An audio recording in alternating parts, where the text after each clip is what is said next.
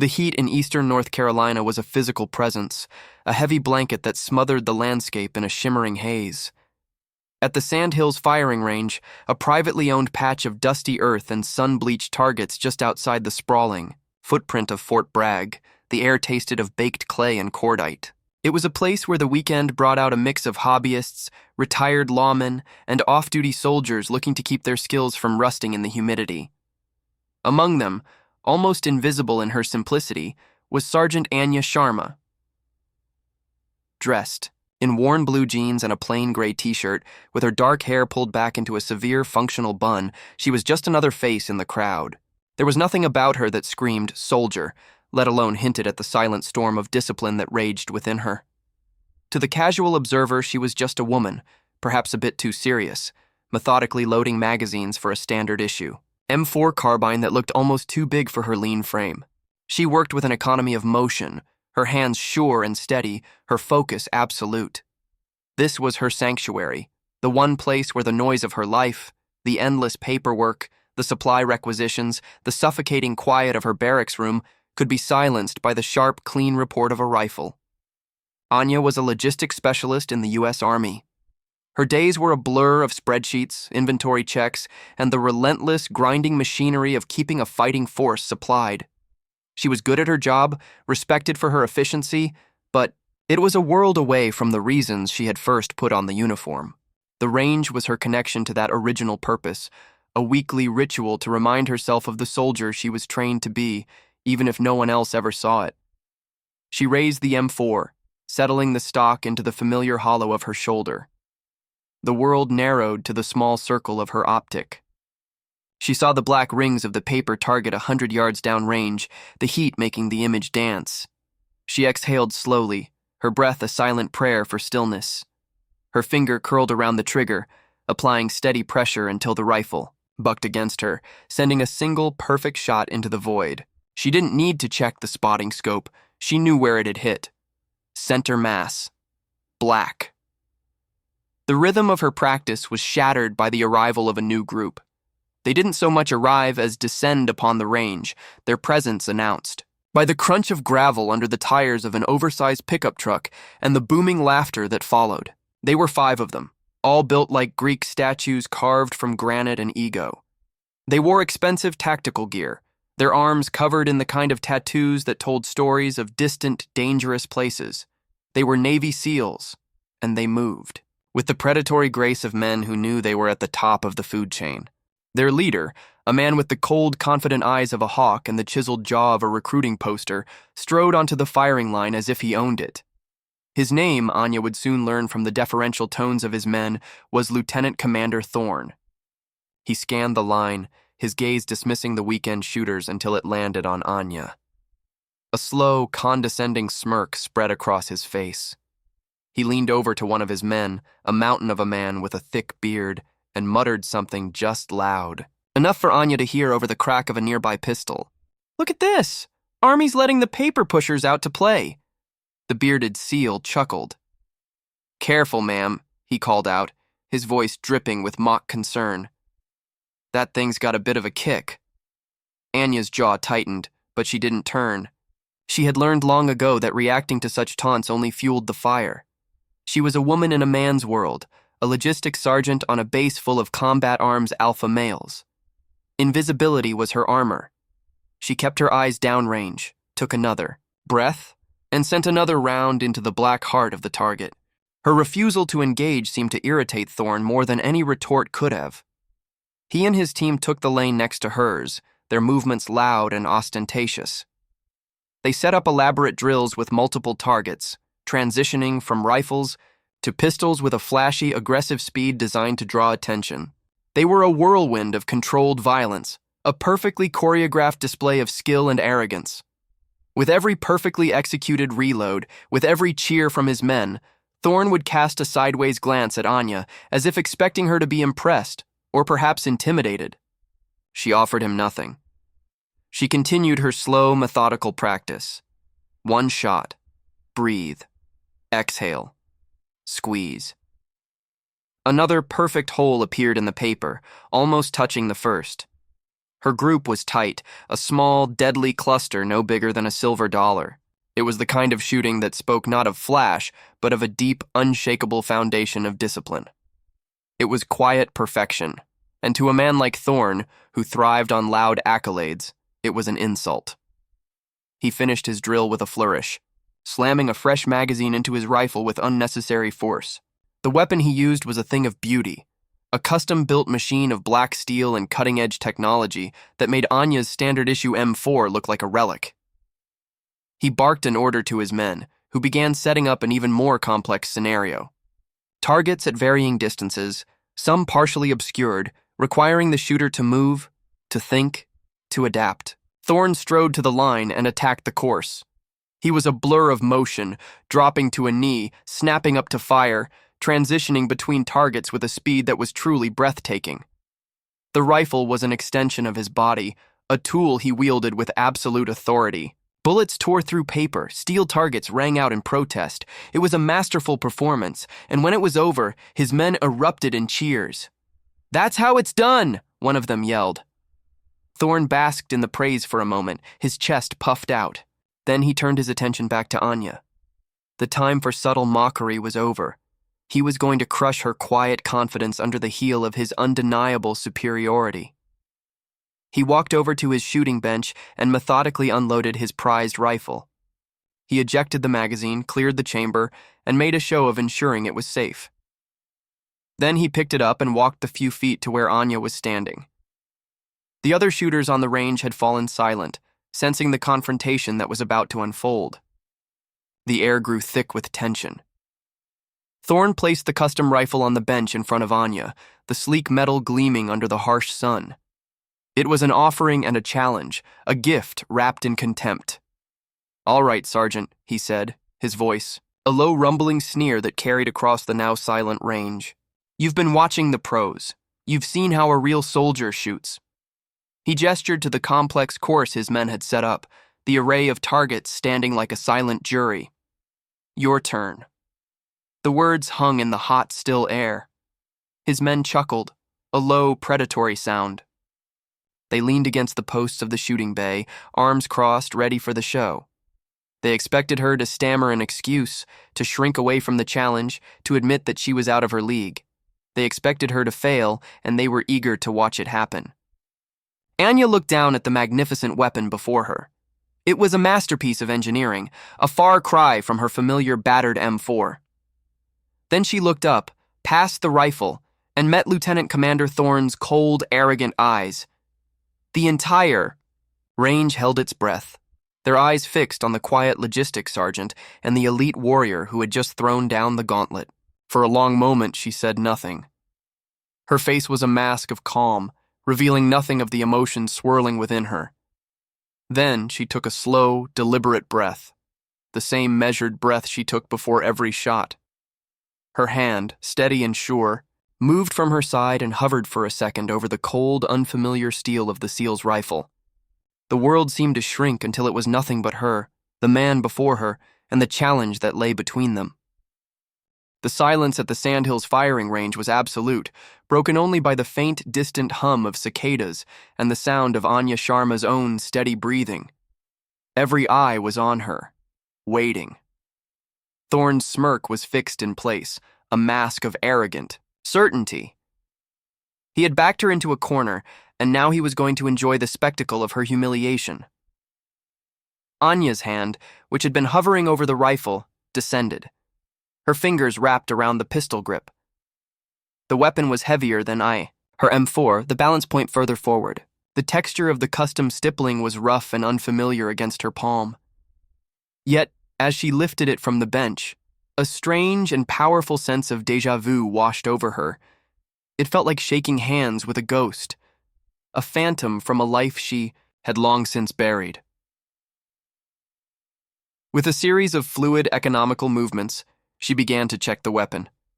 Her thumb found the magazine release, dropping the empty mag into her waiting hand.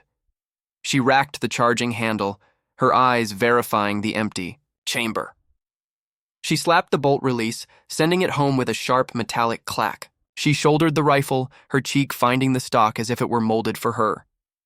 The movements were not the hesitant actions of someone handling a strange weapon for the first time. They were instinctive, ingrained, the product of 1,000 hours of training that her current job description gave no hint of. Thorne's smirk faltered, just for a fraction of a second. A flicker of uncertainty crossed his face before he suppressed it. His men, too, shifted their weight, their casual amusement tightening into genuine curiosity. Anya turned her attention to the course. The multiple targets, the varying distances, the awkward shooting positions. It was a complex problem to solve. She didn't study it with the aggressive, predatory gaze of Thorne. She assessed it with the calm, analytical mind of a mathematician seeing an equation. She wasn't planning to attack it. She was planning to solve it. Without a word, she walked to the line, grabbing a few of Thorne's magazines from his bench as she passed. She loaded the rifle, the movements precise and efficient. Then she took her stance. It was different from Thorne's wide, aggressive posture. Hers was narrower, more centered, a platform of absolute stability. And then she began. There was no wasted motion. She didn't have Thorne's explosive speed, but she possessed something far more compelling, a brutal, relentless efficiency. Every step was deliberate. Every pivot was precise. The rifle seemed to move of its own accord, snapping from one target to the next as if guided by an unseen force. Pop, pop, pop. 3 rounds into the first target, a tight cloverleaf group in the center of the A zone. She moved to the next position, dropping to one knee not with a crash, but with a controlled descent that kept her sights perfectly level. Pop, pop. 2 targets at 50 yards, 1 shot each, both dead center. The sound of the rifle was different now. It wasn't the angry roar of Thorne's assault. It was a steady, rhythmic drumbeat of pure accuracy. The SEALs were no longer smirking. They were standing straight, their arms uncrossed, their eyes wide. They were watching something they didn't understand. This wasn't the clumsy fumbling of a logistics clerk. This was the work of a master, a surgeon dissecting the course with a scalpel of focused intent. Anya flowed through the rest of the course. A transition to a barricade, firing through a narrow port. A long-range shot at a steel plate 200 yards out, which rang out with a clear, satisfying ping. She finished the drill and stood for a moment, the barrel of the rifle pointed, safely downrange, a thin wisp of smoke curling from the muzzle. The silence that followed was not the tense, expectant quiet from before. It was a silence born of shock and disbelief. Anya had not just completed the drill, she had owned it. She had performed it with a level of precision that made Thorne's flashy speed look like a cheap parlor trick. Slowly, she turned. She walked back to the bench, unloaded the rifle with the same methodical grace she had shown before, and placed it gently back where Thorne had left it. She didn't look at him. She didn't acknowledge his stunned expression or the bewildered looks on the faces of his men. Instead, her gaze settled on the youngest member of the SEAL team, a kid they had been calling Rookie all afternoon. He was standing slightly apart from the others, his own rifle held loosely in his hands. Anya's voice, when she finally spoke, was quiet, but carried the weight of absolute authority. "The parallax on your scope is off," she said, her tone not accusatory, but instructional. The rookie blinked, startled. "You're compensating by aiming low and to the left. You're hitting the target because you're a good shot, but in a high-stress situation, you'll revert to your training and miss. Fix it or you'll get someone killed." The rookie looked down at his rifle, then back at Anya, his mouth slightly agape. He knew she was right. He had been struggling with that rifle all week. How could she possibly know that from just watching him? Thorne finally found his voice. The shock had burned away, leaving behind a core of pure, undiluted fury. His face was a thunderous mask of humiliation. To be upstaged was one thing. To have one of his men corrected, to have his team's competence questioned by this nobody, was intolerable. "Who the hell are you?" he snarled, taking a step toward her. His voice was a low growl of menace. Before Anya could answer, a new voice cut through the tension. It was a gravelly, weathered voice that belonged to the old man who ran the range. He was a retired command sergeant major, a veteran of forgotten wars whose skin was as tough and wrinkled as old leather. He had been sitting on a stool by the range office, watching the entire drama unfold with a quiet, knowing look in his eyes. His name was Earl, but everyone just called him Sarge. Sarge pushed himself off the stool and walked slowly toward the group. He moved with the stiff gait of a man whose joints had paid the price for a lifetime of service. He stopped beside Anya, placing a reassuring hand on her shoulder. He looked at Thorn, his eyes, which had seen so much, holding no trace of fear. "You don't recognize her, Lieutenant Commander?" Sarge asked, a slow, dangerous smile spreading across his face. It wasn't a smile of amusement. It was the smile of a man who held a winning hand. Thorn stared back, his jaw clenched. "Recognize her? Why would I recognize some pencil pusher from Army Logistics?" Sarge's smile widened. He looked from Thorn's furious face to Anya's calm, unreadable expression. He let the silence hang in the air for a long, heavy moment before he delivered the final, devastating blow. "You should," Sarge said, his voice dropping to a near whisper. Yet every person on the line heard it clearly. "You were there when they shut her program down. You were Ghost's protege." The name hit the air like a physical impact. Ghost. A legend in the special operations community. A master sniper and instructor. A man spoken of in hushed, reverent tones. A man who had trained the best of the best. Thorn's face, which had been red with anger, drained of all color. He looked as if he had seen a ghost himself. His eyes darted to Anya, really looking at her for the first time, not as a woman or a logistics clerk, but as a memory he had tried to bury. The recognition dawned, followed swiftly by a wave of pure, unadulterated panic. The name Ghost echoed in the sudden, suffocating silence of the firing range. It was a name that carried immense weight in the circles Thorn traveled, a name synonymous with a level of skill and lethality that bordered on mythical. To be called Ghost's protege was a high honor, one Thorn had claimed for himself for years. But now, that name was being used as a weapon against him, wielded by a grizzled old range master and aimed at a quiet logistics sergeant who had just shattered his world. Thorn's recovery was quick, his training kicking in to suppress the panic. "I don't know what you're talking about," he snapped, his voice a little too sharp, a little too loud. "Ghost trained dozens of guys, and I've never seen her before in my life." It was a weak denial, and the tremor in his voice betrayed him. Sarge just shook his head slowly, his expression a mixture of pity and contempt. "Oh, I think you do," he said, his voice as dry as the dust at their feet. "Project Artemis. Ring any bells? A little off-the-books R&D program to see if women could be integrated into direct action units. Top secret, very exclusive. Ghost was the lead instructor, and Sergeant Sharma here," he patted Anya's shoulder, "was his star, pupil." The other SEALs stared, their minds struggling to process the information. The woman they had mocked, the pencil pusher, was a product of a legendary, almost mythical training program? It didn't make sense. "The program was shut down," Sarge continued, his eyes locked on Thorn. "There was an accident, a training fatality. A promising young candidate was blamed for it. A faulty equipment check," the report said. "Her career in the combat arms was over before it began. She disappeared. They buried her and the whole project under a mountain of classified paperwork."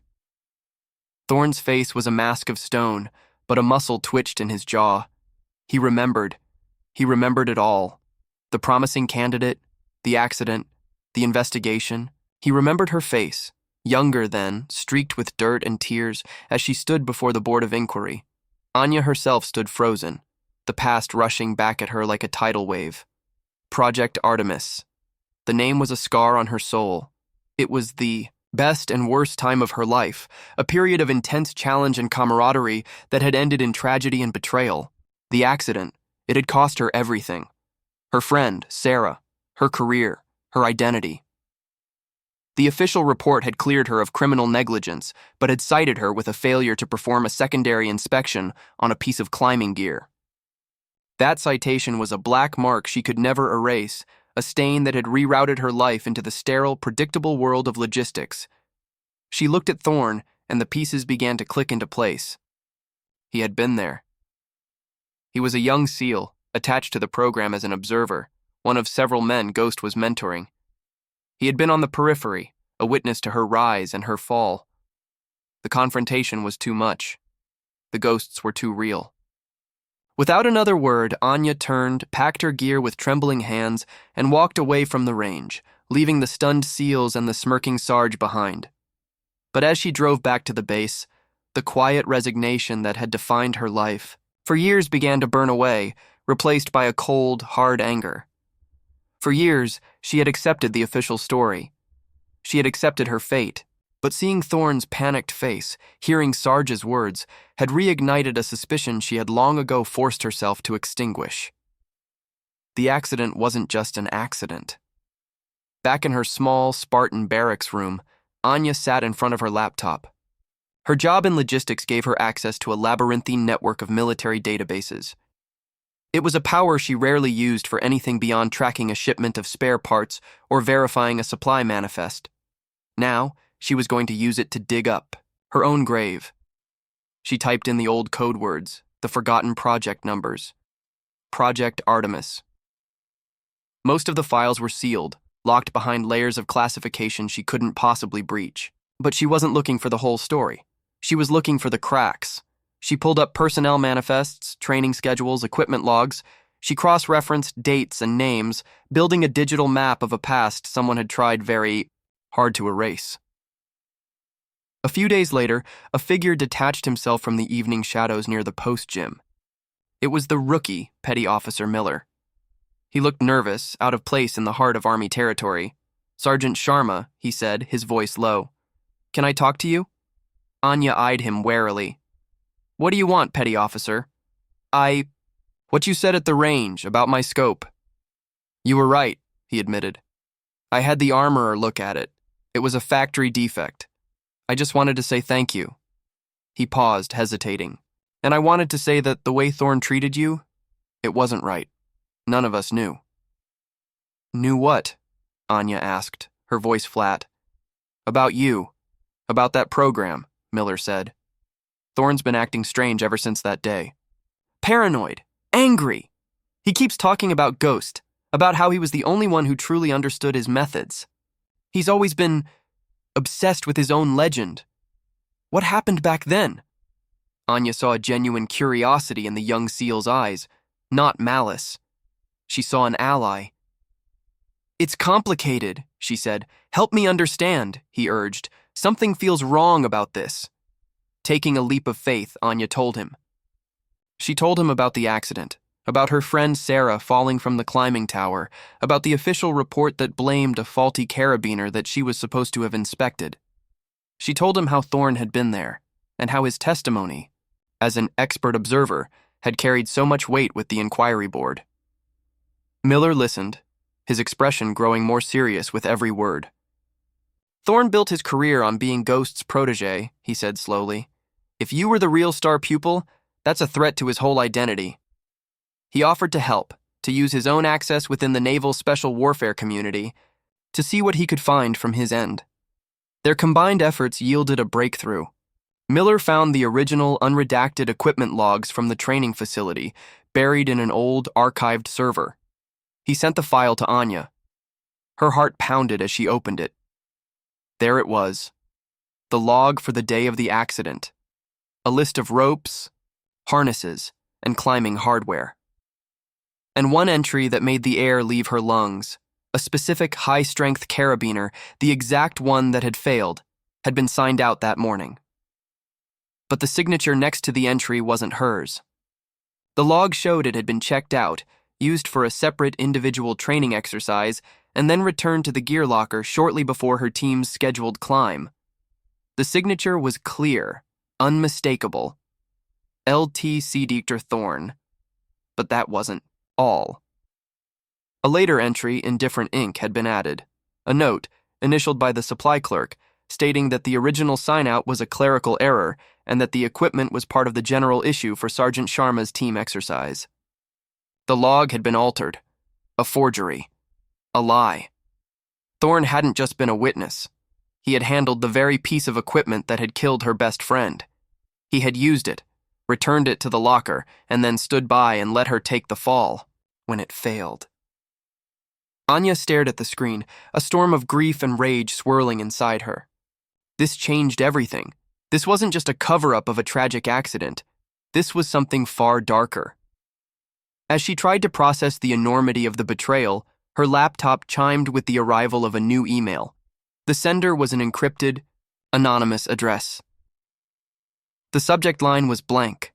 Her hand trembled as she clicked it open. There was no text, only a single attachment. It was a photograph, heavily redacted with black bars. But she recognized it instantly. It was a crime scene photo from the base of the climbing tower. She could see the corner of the emergency blanket covering her friend's body. Her eyes scanned the grainy image, searching for... she didn't know what. Then she saw it. In the bottom corner of the frame, almost lost in the shadows, was a man's hand resting on a piece of equipment. The redaction had missed it. The man was wearing a distinctive watch, a high-end chronograph with a unique steel band. Anya's blood ran cold. She knew that watch. She had seen it in countless briefing rooms and award ceremonies. It belonged to a man who was, at the time, the commanding officer of the Special Warfare Center, the powerful patron of Project Artemis, a man who was now General Davies, one of the most respected figures in the Pentagon. Her mind reeled, trying to connect the dots. The general was at the scene?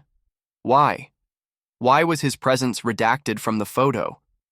As the horrifying implications began to dawn on her, a sharp, sudden knock echoed from her barracks room door, making her jump in her seat. Her heart hammered against her ribs. She was in too deep. They knew she was digging. And now, they were here. The knock on the door was sharp and authoritative, the sound of someone who was not expecting to be kept waiting. Anya's mind raced, her tactical training screaming at her. The photo on the screen, the general's watch, Thorne's forged signature. It was a web of conspiracy, and she had just stumbled into its center. Her first instinct was to grab the pistol she kept locked in a small safe under her bed. Her second was to breathe. Calm, assess, act. She minimized the files on her laptop and moved silently to the door, her body hugging the wall next to the frame. "Who is it?" she called out, her voice remarkably steady. "It's Sarge, Anya! Open up!" Relief washed over her, so potent it almost made her knees weak, but it was followed by a fresh wave of questions. She slid the locks and opened the door a few inches. Earl, the old rangemaster, stood in the hallway, his weathered face grim. He wasn't wearing his usual dusty range clothes, but a clean-pressed shirt. He looked like a man on a mission.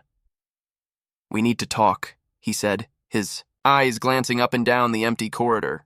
"Not here." Anya grabbed her keys and followed him out into the humid night air. They didn't speak as they walked to his old, beat-up pickup truck parked in a visitor's lot. Once inside the cab, the familiar scent of old coffee and gun oil filled the small space. "I sent you the photo," Sarge said without preamble, starting the engine. "Took me a long time to figure out how to do it without leaving a trail. I'm not as young as I used to be." "Sarge, what is this?" Anya asked, her voice a whisper. "The general was there?" "He wasn't just there," Sarge said, his knuckles white on the steering wheel as he pulled out onto the quiet base road. "He orchestrated the whole damn cover-up. I was part of the initial investigation team, just a master sergeant back then. We were on the scene within minutes. Davies was already there, hovering, controlling the scene. He told us what the narrative was going to be before we'd even interviewed a single witness." The story tumbled out of him, a confession he'd held in for years. Project Artemis was the general's pet project, his ticket to a third star. He had pushed the candidates too hard, too fast, cutting corners on safety protocols to get the results he wanted. The accident wasn't just a tragedy, it was a direct result of his reckless ambition. When Sarah fell, Davies saw his career flashing before his eyes. "He needed a scapegoat," Sarge continued, his voice thick with disgust. "And he needed an accomplice. He found both in Thorne. Thorne was young, ambitious, and utterly ruthless. Davies offered him a deal: corroborate the story that you were negligent, and in return, Davies would personally shepherd his career. Thorne would be fast-tracked, decorated, a rising star. All he had to do was lie. The carabiner, Sarge explained, had likely developed a microfracture when Thorne had used it earlier. It was a 1-in-a-million failure, but one that a proper full-team inspection should have caught. Davies and Thorne made sure that the blame fell squarely on Anya, the team leader, burying Thorne's involvement and the general's own culpability under a mountain of classified reports. Sarge had suspected it all along, but he was just a master sergeant. His protests were silenced with threats to his own career and pension. He was reassigned, and the case was closed. But he had kept a copy of that one unredacted photo, a single piece of proof, waiting for a day when the truth might have a chance to surface. "Thorne knows you're digging," Sarge warned, his eyes meeting hers in the dim light of the dashboard. "A man like that, with that much to lose, he's not just going to sit back and watch you unravel his life. He's a predator, Anya, and right now, you're his prey." Sarge's warning proved prophetic. The next few days were a masterclass in subtle psychological warfare. Anya arrived at her car one morning to find all 4 tires slashed. A random flag was placed on her security clearance, triggering a lengthy and invasive review process that locked her out of the very systems she needed for her investigation. She would see Thorne on the base, driving by her office or standing across the parade ground, watching her with his cold, unblinking stare. He never said a word, but his message was clear. "I see you. Stop." Then came the official orders. She was being reassigned. A 6-month deployment to a remote listening post in the Horn of Africa, effective in 72 hours. It was a classic move. Isolate the target, cut her off from her allies and resources. By the time she returned, the trail would be cold, and any momentum she had built would be gone. She met with Miller and Sarge in a dingy off-base diner. The situation felt hopeless. Thorne and Davies held all the cards. They had the power, the rank, and the system on their side. "They're going to bury us," Miller said, frustration etched on his young face. "Not if we find something they can't bury," Sarge countered. He leaned forward, his voice low. Ghost had a place. A private training ground he called the Crucible. It's deep in the Uwharrie National Forest. No official records, no maps. It's where he took the best of the best for their final test. It was as much a spiritual place as a physical one, Anya remembered. Ghost had spoken of it in hushed tones, a place where a soldier's true character was revealed. Ghost had a tradition, Sarge continued. The proof cache. After completing a final, brutal exercise, each student would leave something, personal in a hidden cache. A token. A proof that they had been there, that they had passed the test. It was a secret between them and Ghost. He looked at Anya. Sarah was scheduled to go with Ghost to the Crucible the week after the accident. She was so excited, she had already picked out her token. Hope, fragile but fierce, flickered in Anya's chest. "You think it's still there?" "It's a long shot," Sarge admitted. But the official investigation was a joke. They never would have known where to look. If Sarah left something, if it has her name on it, a date, it proves she was at a level of training far beyond what the official report claimed. It's another piece of the lie. It's a start. Thought. Plan was desperate. Anya and Miller would go that night. Her deployment orders meant they had no time to lose. They would use the cover of darkness to find the cache, hoping to find a ghost from the past that could give them a future. They met at Anya's barracks as she finished packing a small go bag. The air was thick with the feeling of an impending storm. Miller was checking a map on his phone, cross-referencing it with a hand-drawn sketch from Sarge. Suddenly, Miller's phone buzzed. He glanced at the screen and his face went pale. "It's from a guy on my team," he whispered, showing the screen to Anya. The message was short and chilling. "Thorne knows you're talking to her. He's on the warpath. Watch your back." As the words registered, a loud thunk echoed through the building, and the world plunged into absolute darkness. The lights, the air conditioning, the hum of the electronics, everything died at once. The entire barracks building had lost power. It wasn't a random outage, it was a deliberate act. He was cutting them off, isolating them in the dark. Anya's training slammed into high gear. This was no longer an investigation. It was a fight for survival. Thorn wasn't just watching her anymore. He was hunting her. And the hunt had just begun. The darkness that enveloped the barracks was total and suffocating. It was a tactical blindness, a weapon in itself, and Anya knew instantly who was wielding it. Thorn wasn't just trying to scare them. He was creating his preferred environment. He was a SEAL. The dark was his ally. "He's here," Miller whispered, his voice tight with tension.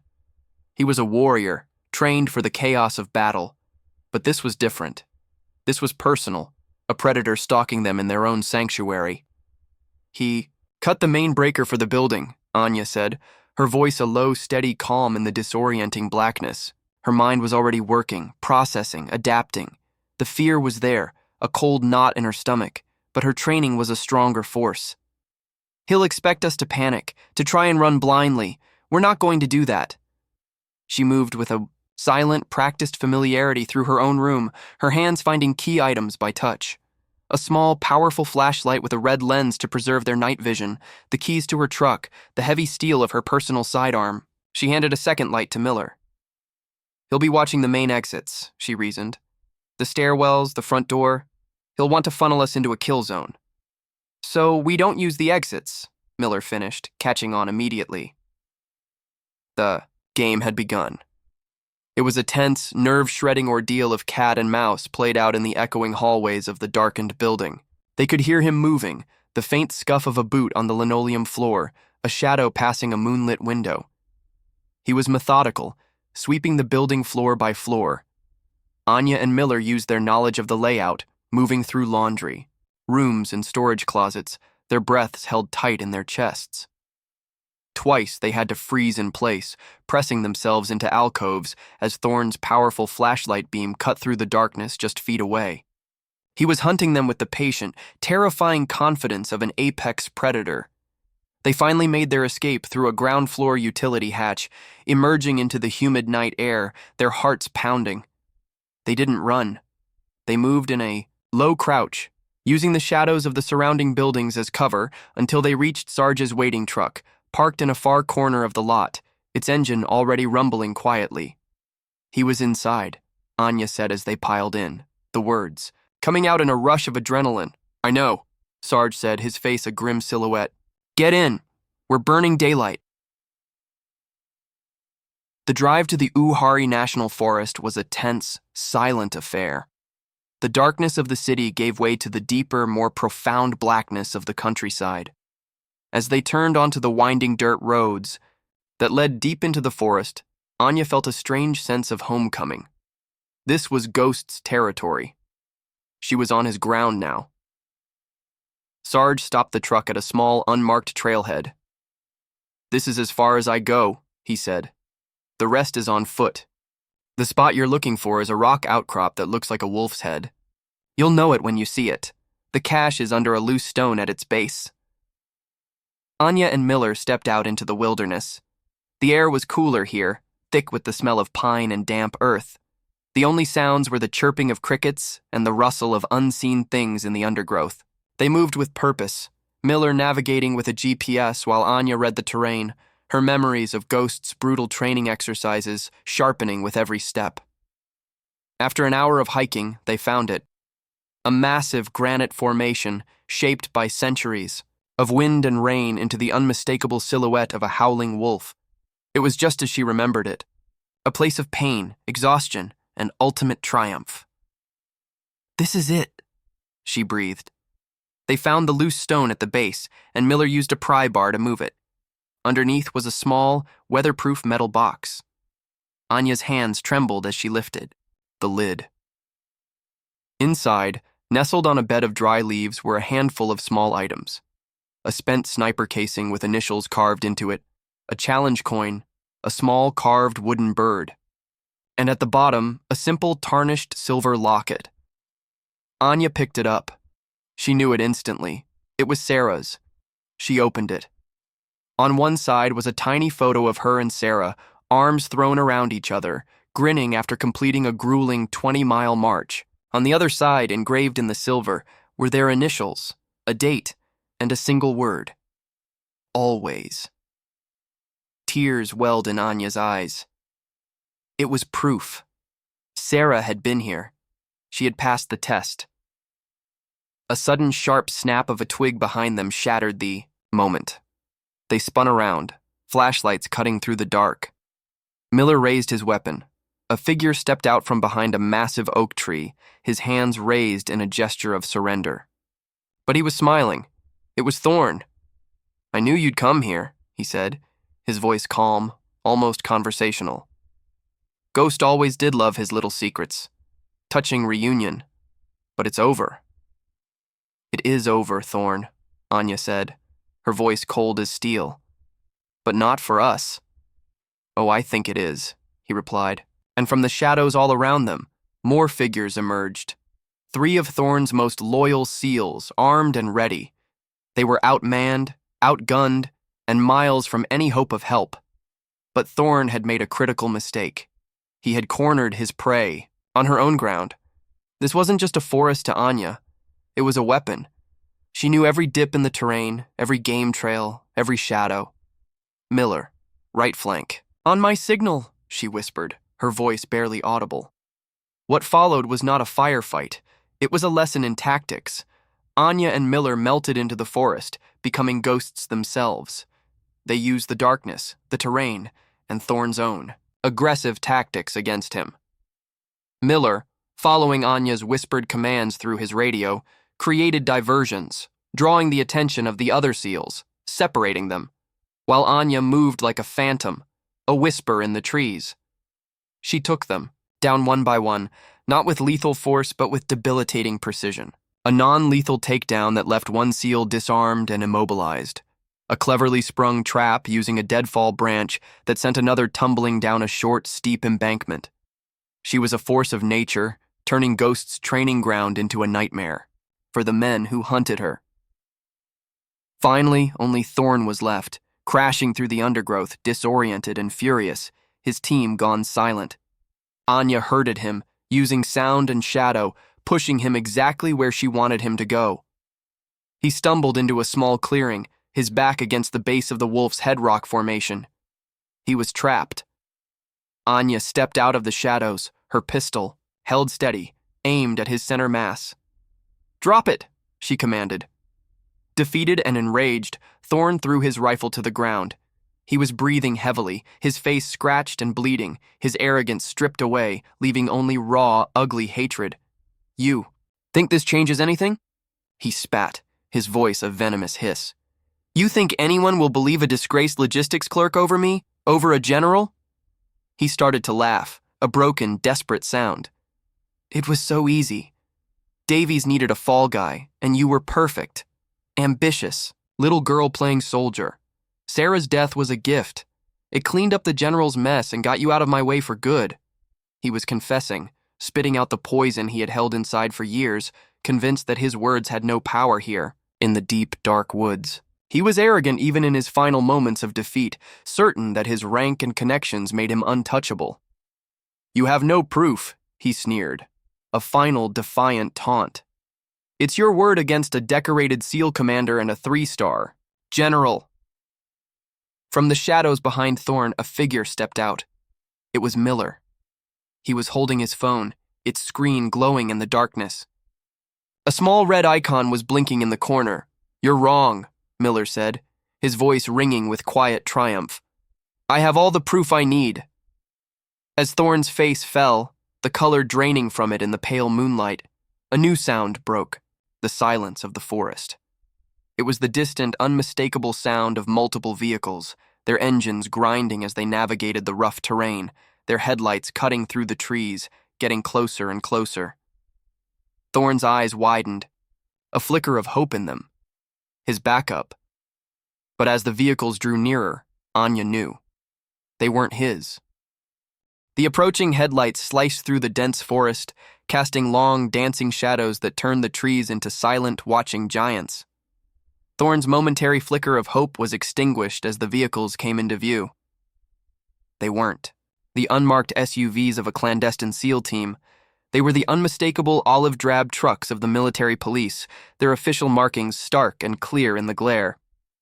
They were followed by a black sedan that spoke of high-level authority. The vehicles ground to a halt, and soldiers poured out, moving with a disciplined efficiency that surrounded the clearing in seconds. The sedan's door opened and a full bird. Colonel stepped out, his uniform crisp, the insignia of the Inspector General's office gleaming on his collar. He was followed by Sarge, who looked small and old next to the officer, but whose eyes burned with a fire of vindication that had been decades in the making. "Lieutenant Commander Thorne," the colonel's voice boomed, leaving no room for argument. "You are under arrest for conspiracy, obstruction of justice, and conduct unbecoming an officer." Thorne stood dumbfounded, his world collapsing around him in real time. He looked from the MPs to Sarge, then to Anya and Miller. The recorded confession on Miller's phone was the final, undeniable piece of a puzzle Sarge had started assembling years ago. The old rangemaster had taken his evidence, the unredacted photo, his own sworn testimony, and the new information uncovered by Anya, directly to the IG's office. It was enough to launch a formal investigation, and Miller's recording was the nail that sealed the coffin shut. The aftermath was swift and decisive. Faced with a mountain of evidence and Thorne's full confession, the conspiracy unraveled completely. General Davies was given a choice: face a court-martial that would drag the highest levels of the military through a public scandal, or retire in disgrace. He chose the latter, his long and storied career ending with a quiet, ignominious whimper. His name was stripped from buildings, his portraits removed from halls of honor. He became a ghost, a cautionary tale whispered in the corridors of the Pentagon. Thorne faced the full force of military justice. His court-martial was a brutal affair, laying bare his ambition, his lies, and his utter lack of honor. He was stripped of his rank, his medals, and his precious trident.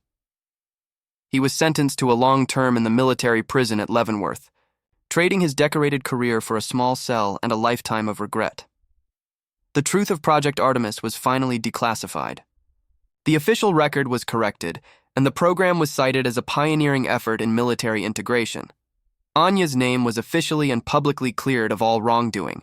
More importantly, her friend Sarah was posthumously awarded a medal for meritorious service, her memory finally honored not as a victim of a tragic accident, but as a warrior and a patriot who had died in the line of duty. For Anya, the victory was bittersweet. It had come at a great cost, dredging up years of pain and loss, but it had also freed her. The weight she had carried for so long was finally lifted. A few weeks after the court-martial, she was summoned to the office of a high-ranking general, the head of Special Operations Command. He didn't offer platitudes or apologies. He offered her a future. "Sergeant Sharma," he said, his eyes filled with a deep, genuine respect. "Your file, the real one, is remarkable. What Ghost saw in you, we see it too. The military is changing. We are officially integrating women into all combat roles, and we need leaders. We need instructors. We need people like you," he offered.